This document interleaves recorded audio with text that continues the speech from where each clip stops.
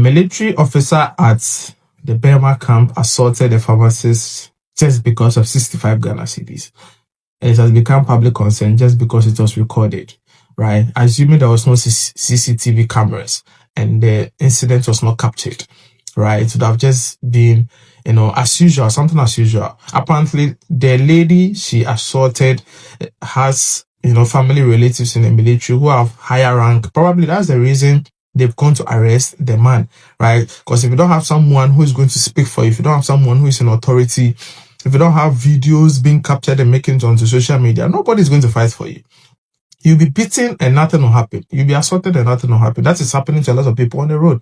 The police are assaulting people, the military are assaulting people. If you go for events, the bodyguards and the bouncers are assaulting people. In my case, I was assaulted, right? I was, tortured. I was beaten. I was slapped. And I had about 6 people coming for me at dawn, and nobody was there to save me. I wasn't fortunate enough to be in the Burma camp. I wasn't fortunate enough to have CCTV. I wasn't fortunate enough to have some of my relatives in the military or whatever, and I wasn't fortunate enough to have the military police go arrest anybody. This sort of impunity is in the system. You have a lot of people who have undergone serious torture, serious abuse, and they have nobody to speak for them. You have people who have been killed in this country where there is no justice for them after so many years, right? So it feels like our security does not actually fight for the people in the country, it's fight against the people in the country. But in other jurisdictions, the security fights for the people, not against the people, right? So that's the reason why we are here. And for me, it breaks my heart that they'll just arrest him and they'll just publish that he has been arrested. But Enko Bibia, bro, wabu free. And for those of you who advocates that we should go back to military rule, you should look at this and have a rethink. Right? Democracy is the best, right? But in a military regime, most of these things will happen and you can't do anything about it. So that is why democracy is a good thing. But the impunity in the system is what we need to get rid of.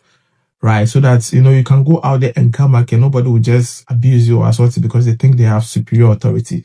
Consistently and historically, we believe that the military are above the rules, right? Even in the minds of civilians, they fear the military, they fear the soldiers. Hey, soldier for the men come soldier so it has been ingrained in the mentality of people in the service who believe that the military officers or the armed forces or the soldiers are above the rules and the laws of the land. Right?